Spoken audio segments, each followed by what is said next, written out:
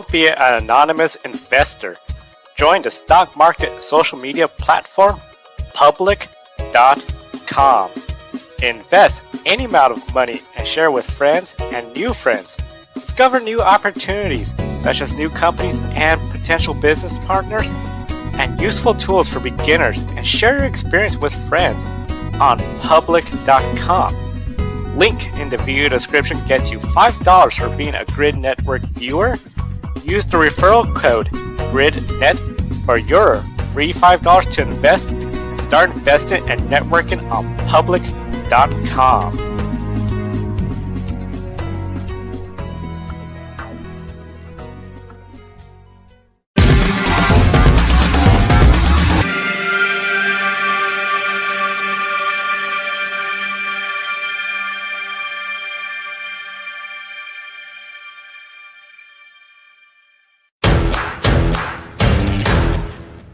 Hello everyone and good morning. Welcome to a special edition of Grid Live Pre-Race. I'm Adam Lemerise, and with me is Kobe Lambeth from the Podium Finish. Today we're previewing the IMSA WeatherTech Sports Car Championship season finale. It's the 25th running of the Motul Petit Le Mans at Michelin Raceway Road, Atlanta, and it's a winner-take-all event. Yeah, and thinking about the 24th edition last year, that was also a winner-take-all event. So we'll be getting into all of that with Wayne Taylor Racing entering the race weekend with a 19-point advantage over Meyer Shank Racing, similar to last year's title battle that went all the way down to the last lap final corner after 10 hours of racing. Last year, Ricky Taylor and Felipe Albuquerque came up short to Pippo Durrani and Felipe Nazar. They hope to hold off Oliver Jarvis and Tom Blomqvist later today. Rolex 24 winner Helio Castroneves returns to the number 60 Acura DPI to aid Jarvis and Blomqvist. On the other hand, Wayne Taylor is bringing in a heavyweight from the FIA World Endurance Championship, Toyota Gazoo Racing driver Brendan Hartley. Which co-driver could give their teammates the edge in the season-long Drivers' Championship, Castroneves or Hartley? Oh, Kobe, it's got to be Brendan Hartley. He's competed in this race before, along with other major sports car events. So he's used to the pressure. So for me, I've got to go with Brendan Hartley for Wayne Taylor Racing. Bringing him in along today, I think that's good. I think that gives Wayne Taylor Racing a huge momentum going into this last race of the 2022 IMSA WeatherTech Sports Car Championship season. And I'm actually going to have to disagree with you, Adam.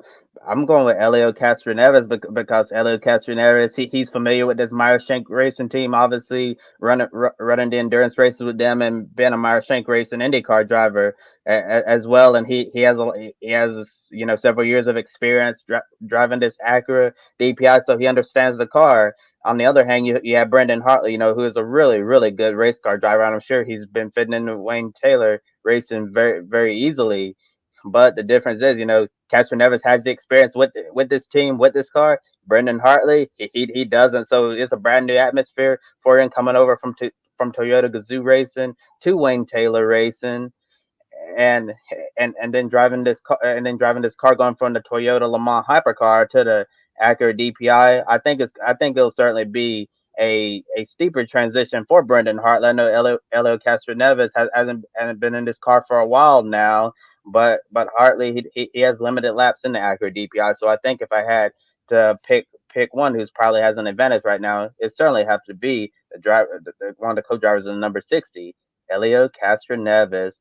And in LMP2, there's a noticeable absence on the entry list. The number 29 Racing Team Nederland entry withdrew from the event after owner-driver Fritz van der got caught up in a money laundering investigation involving Dutch authorities. The number 81 Dragon Speed Orca is also back with Henrique Hetman, the two Montoyas, Juan Pablo and Sebastian. Tower Motorsport Gentleman driver John Ferrano leads the championship by 33 points over Aero Motorsport drivers Ryan Dial and Dwight Merriman, who have Indy Lights driver Christian Rasmussen joining them in the driver lineup, replacing the now retired Kyle Tilley. how much pressure will there be on Ferrano's co-drivers to avoid mistakes that could possibly cost him the driver's title? Kobe, there's a lot of pressure on Louis Delatraves and Rui de Pinto Andre. Today, they're going to have to drive safely, smartly, make no mistakes on track, on pit road, especially during the driver changes. So there's a lot of pressure on John Ferrano's co-drivers. So they're going to have to get the job done all day long, all night long, in order to have John Ferrano win the LMP2 Drivers' Championship. Yeah. John Ferrando's co-drivers certainly gonna have to be paying attention and making sure they're not costing him the title. And got some comments in the chat room right here. Isaiah Summers says Motul Petit Le Mans. Yep, it's the final race day of the 2022 IMSA season. Always an event that everyone really looks forward to. And Grid Live Encores, Casey Campbell said, "What will you remember the most about the DPI car?" Well, I think the thing I'll remember the most about DPI is the speed that it has. You at the very top of the ladder in motorsport. You in terms of speed. You have Formula One, you have Super Formula, you have the IndyCar series, and then I guess the next best thing under IndyCar is IMSA DPI, because that is a much faster, slightly faster category than you have right now with the Le Mans hypercar. And I know the new LMDH platform, the IMSA GTP class they have next year. It might be. I know they're going to have the hybrid technology, but it doesn't look like it's going to be just as quick as the DPI car we have right now. So it's certainly going to be interesting to see what the new era of sports car racing looks like. And getting back to the question itself about Ferrano's co-drivers, not just Ferrano, but I think any co-drivers, you certainly don't want to mess up. Elio Castroneves, he's been in these positions before. I don't expect him to have any issues, but even Elio getting too aggressive going through traffic, especially once it gets dark, because Road Atlanta, it gets really dark at night, and if you make a mistake, hit a GT car, go off the track, you end up ruining the championship for all of the drivers. And Tom Blomqvist and Brendan Hartley, he definitely doesn't want to make a mistake either and ruin the title for Ricky Taylor and Philippe Albuquerque. So there's going to be a lot of pressure on the co-drivers to just do their job, don't make mistakes, and the worst possible feeling you can have is making that mistake that ended up costing the full season drivers the driver championship. Core Autosports, John Bennett and Colin Braun lead LMP3 by 83 points, entering the weekend over Raleigh Motorsports competitor Gar Robinson with 8 cars entered. In this category, Pfaff Motorsports will become GTD Pro champions after taking the green flag. A strong season with 5 wins for Matthew Jomine and Matt Campbell in the number 9 Porsche, Corvette, Harder Racing, BMW M, Team RLL, and Vassar Sullivan Racing had nothing for them this season. So, Adam, with Jomine and Campbell moving up to Porsche's prototype ranks next season, how hard will it be for Pfaff Motorsports to find the same level of success in 2023 with a brand new driver lineup? Kobe, it's going to be awful hard. Matt Campbell and Matthew Jomine have, in this Pfaff Motorsports Porsche, have done so much since they've come on board. So next year at Pfaff Motorsports, you're going to have the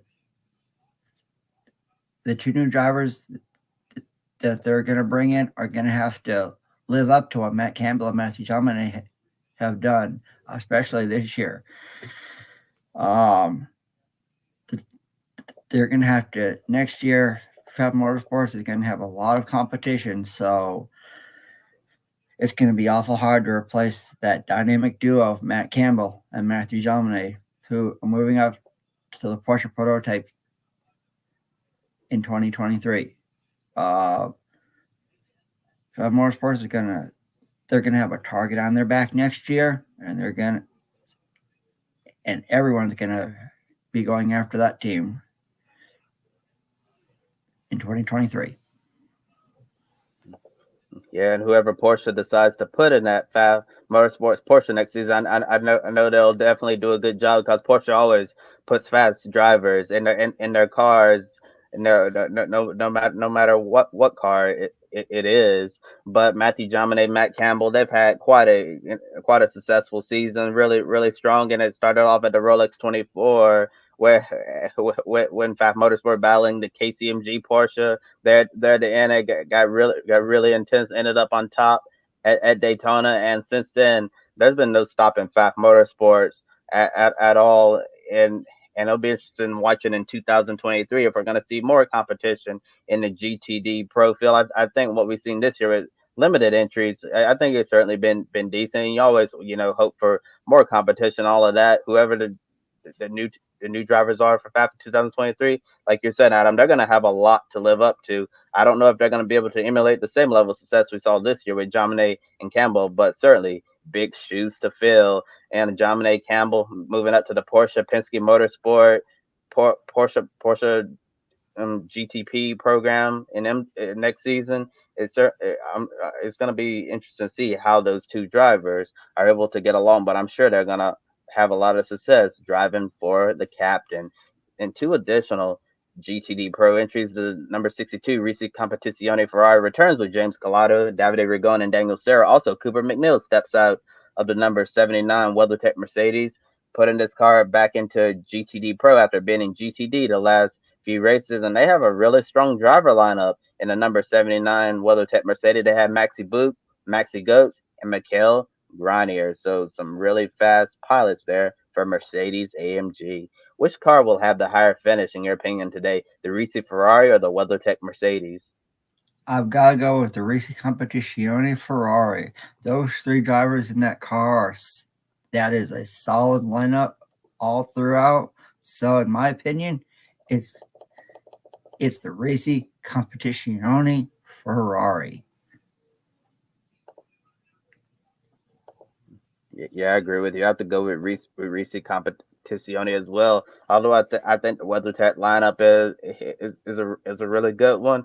But whenever Risi shows up to these events in the enduros, they're always fast. Collado, Rigaud, and Sarah, quite a trio there. I think they're going to be in contention to win the race in GTD Pro throughout the day. And going from GTD Pro to the GTD class, Roman DeAngelis from Harder Racing enters Road Atlanta, holding a 45-point championship lead in GTD over Stephen McAleer. Wright Motorsports drivers John Halen and Ryan Hartwick are 57 points back. Then Russell Ward and Philip Ellis from Women Racing have a 140-point deficit. Do you see Wright Motorsports and Women Racing contending for the GTD title, or are they long shots in your opinion? I think they are long shots. I think Roman DeAngelis from Harder Racing is going to win this. Is going to win this GTD category today. Solid driver with a solid team. So, Wright Motorsports and Winter Racing are going to be long shots.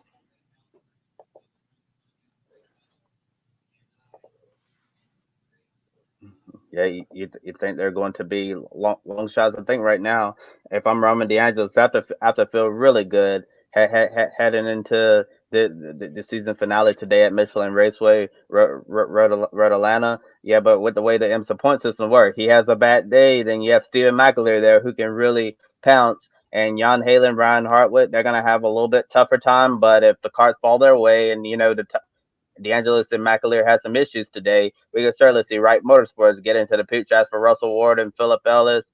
It's really been a season of what could have been, because that 140-point deficit would have been a lot smaller, because they ran into several issues during this later half of the season. And if it wasn't for that, we might be talking about Winwood Racing being in deep contention for the championship.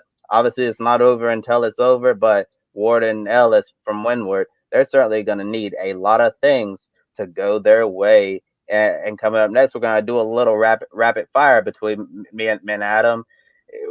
So we're gonna be discussing several topics in sports car racing, and we're gonna try to do our best to answer in 30 seconds or less. On our first topic is Kamui Kobayashi told Motorsport.com that Petit Le Mans is going to be his final race with Action Express Racing in a Cadillac-powered prototype, with Cadillac set to become a direct competitor to Toyota in the FIA World Endurance Championship. Kobayashi's Toyota factory driver status creates a problem where you can't drive a Toyota and a Cadillac in a class with the same regulations, which starts in 2023. but there could be opportunities to remain in IMSA with an LMP2 team or Toyota's sister brand Lexus in GTD Pro or GTD, and there are currently no plans for Toyota to compete in next year's IMSA GTP class. With Kobayashi also being the team principal of Toyota Gazoo Racing, do you expect him to push for Toyota to bring its hypercar to IMSA in 2024?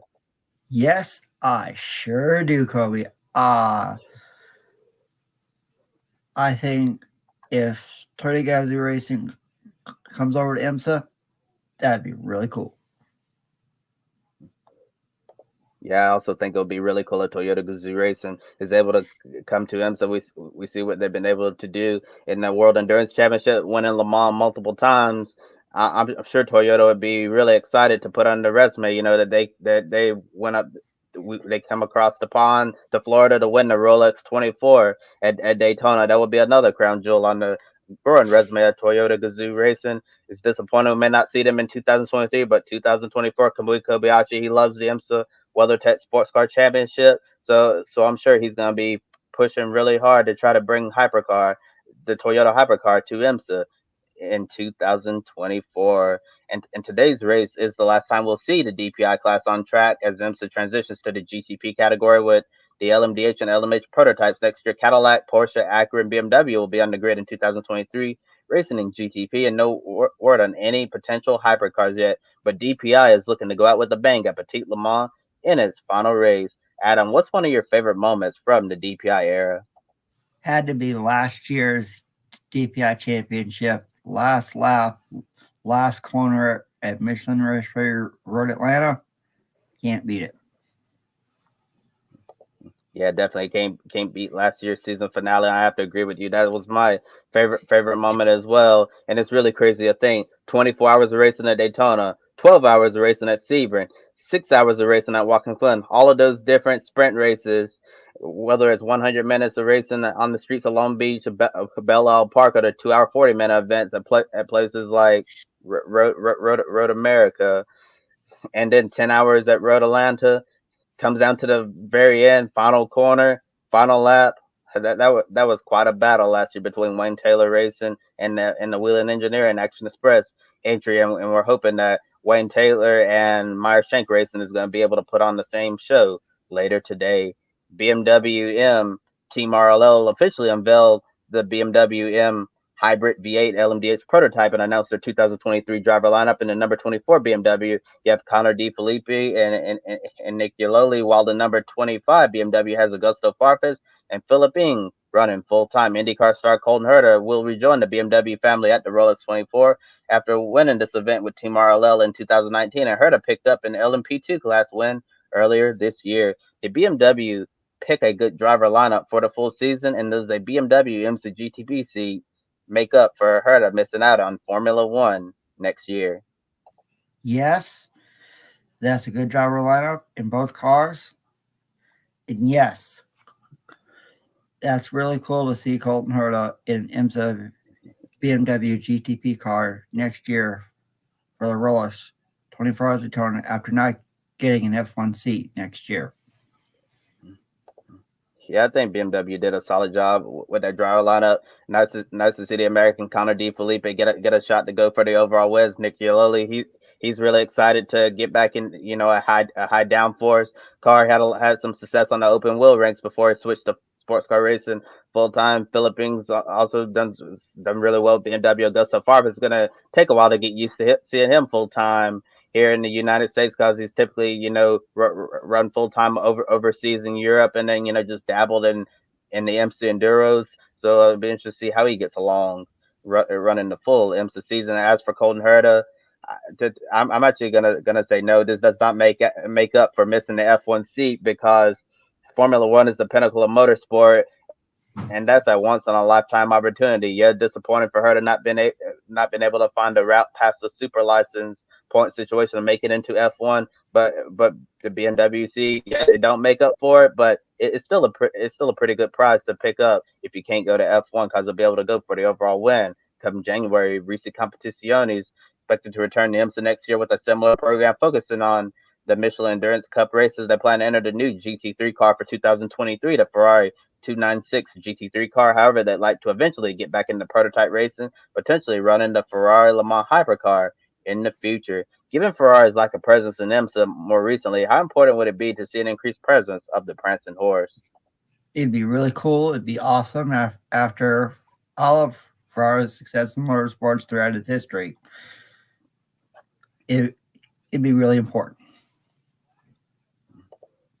Yeah, I totally agree. I think it'd be important to have Ferrari. It's been crazy to see how Ferrari's been kind of disappearing from IMSA. Besides the Enduros, I think it'd be really important to have a Ferrari on the grid full time, whether it's in GTD Pro with the new 296 model of GT3 car, or whether it's going to be the new hypercar that they're planning to run in the FIA World Endurance Championship first with AF Corsa, and maybe we'll see Risi Competizione get up to the prototype ranks in the future, if not sometime later next year in 2024. I'm sure Reese will be ready to go running for the overall wins.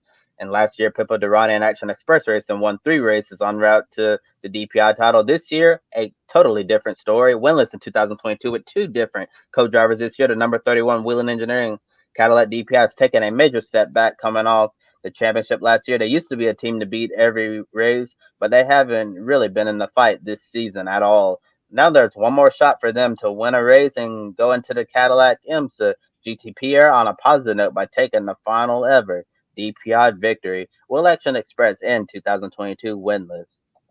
Yes, I do believe so. I think Action Express goes winless in 2022.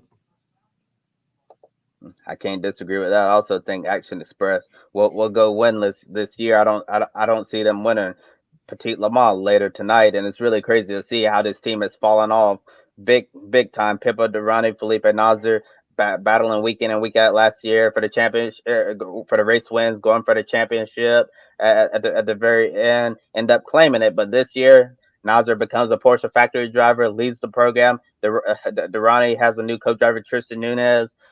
It didn't work out there. Olivier Pla still hasn't really worked out. Next year, he's going to have Alexander Sims as his teammate with the Cadillac LMDH car in the GTP category, and we'll see if they also make some potential changes over the off season, because it's been a major championship hangover for that team, because this year they just haven't been with the program at all. In 2023, gonna have a fresh slate for Durrani and Alexander Sims. And now getting on to yesterday's qualifying results. With qualifying points on the line that could play a role in determining the champion, the DPI qualifying session had a bit of drama involving one of the title contenders. Ricky Taylor qualified to number 10, Konica Minolta Acura DPI, and made a big mistake. Taylor was on a flying lap, searching for more speed in his Acura. The car bobbled after getting deep into the braking zone, snapped around, and slid through the small gravel trap before coming to a full stop. And thankfully, he came to a stop before he hit the tire barriers. Taylor ended the session third fastest and took 30 qualifying points, but their championship rivals, Meyer Shank Racing, won the pole with Tom Blomqvist behind the wheel in an IMSA competition. Pole position awards you 35 points, so MSR gained 5 points on WTR. The championship points lead goes from 19 to 14. Ricky Taylor seemed very frustrated with himself for making that mistake, but he'll have to quickly reset because there are 10 hours of racing ahead. Will Ricky be able to put this incident behind him and not let it affect his performance in the race? Yeah, today is a new day.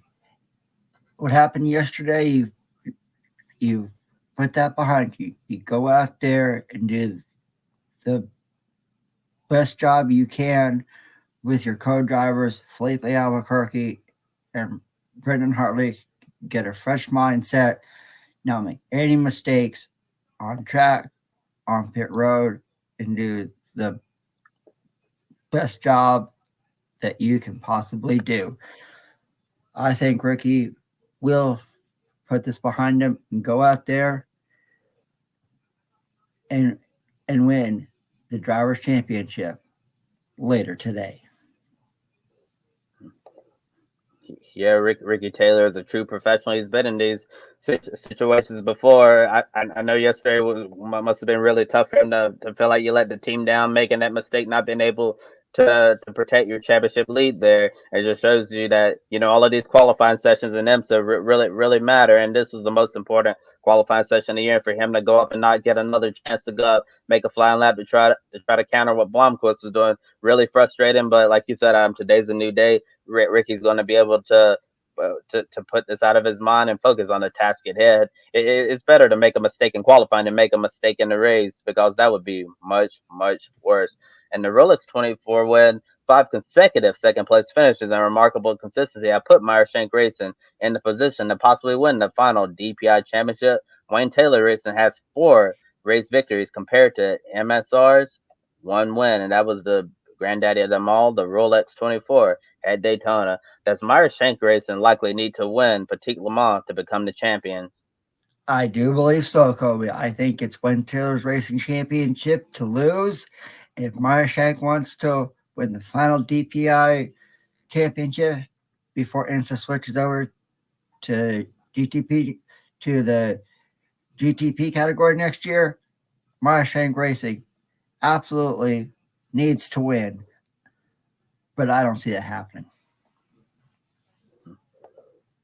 Yeah. Based on what we've seen lately from Meyershank Racing and that team and them since the Rolex 24, it seems like they have quite a monkey on their back. It's been really difficult for them to try to find victory lane.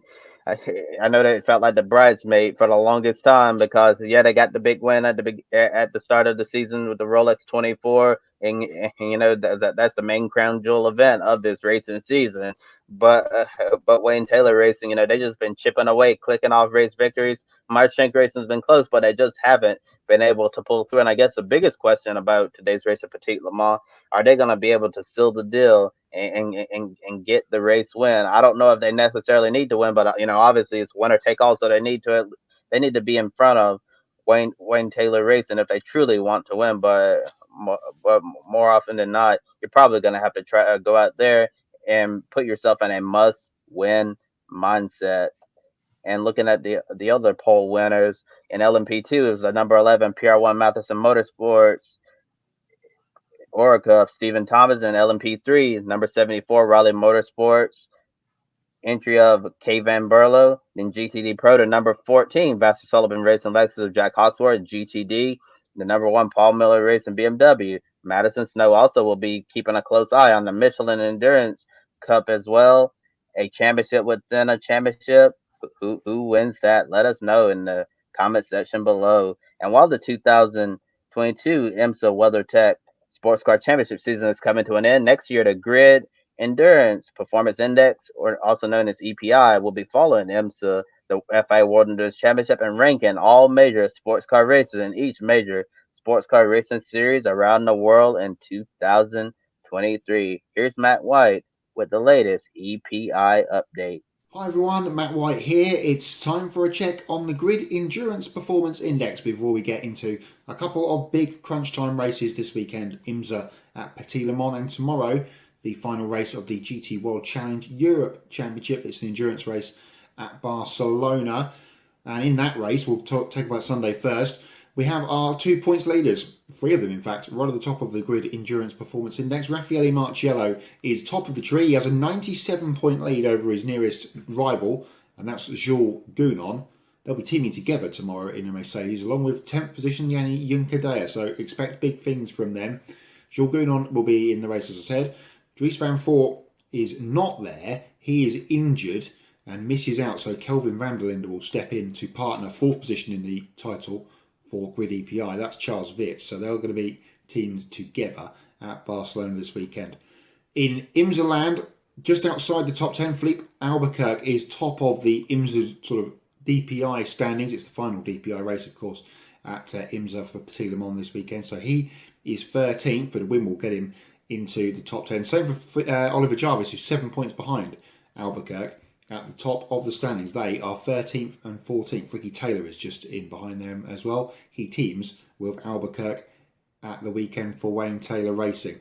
We'll have a full recap of the results and how the EPI standings look in the week on Wednesday, when we've got all the results combined together and into the spreadsheet. While I'm here, and as I haven't been here for a couple of weeks, just a quick congratulations to the GT World Challenge Asia Championship winners, because that finished up last week at Okayama, the former Grand Prix circuit.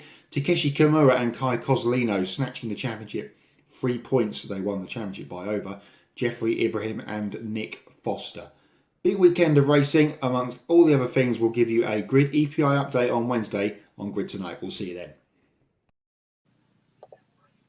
Thank you, Matt. And now it's time for everybody's favorite game here at Grid Network, Pick a Winner. And we take a look here at the updated leaderboard standings.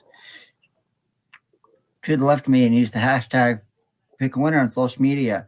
And if you're outside the top 10 and you get your first pick right, it is 5 extra bonus points. So, Kobe, it's time we make our picks for the Motul Petit Le Mans. So, who wins the race and who wins the IMSA DPI category or the IMSA DPI championship for the final time?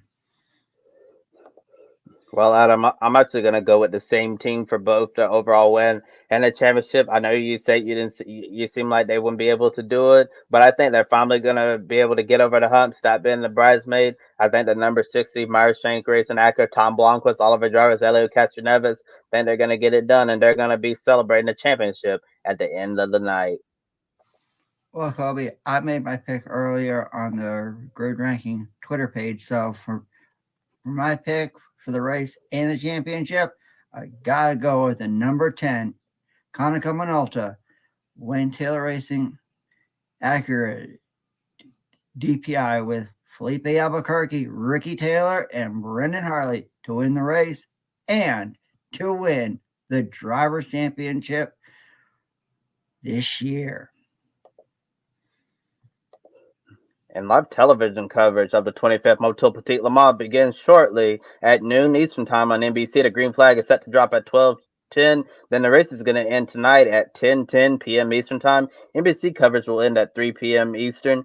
Then be sure to switch over to Peacock from 3 until 7 p.m. Eastern Time when USA picks up coverage for the conclusion of the 10-hour endurance race. But you can watch the entire race on Peacock streaming if you just like to do that. Also, don't miss our regular Grid Live pre-race coming up shortly at noon Eastern with all other racing series that are in action this weekend. And tomorrow, Sunday, Grid Live wrap-up 90 minutes after the NASCAR Cup Series race at Talladega Super Speedway. Monday, catch Ben, Brandon Crossland and the gang for the Grid Live Encore show. And we also want to give a big shout-out to our awesome Patreon supporters, Colin, Mark, Deshell, and Robin. Thank you so much for what you do. Click on the link in the video description below to our Patreon, or you can do buy me a coffee for a one-time contribution. Also use public.com to invest in the stock market. Use the code GRIDnet to earn free stocks, get started, and utilize the stock market for your own investment. For Adam Lemerise, I'm Kobe Lambeth from the Podium Finish. Thank you all for watching. We'll see you next time, and enjoy the 25th running of the Motul Petit Le Mans at Michelin Raceway, Road Atlanta.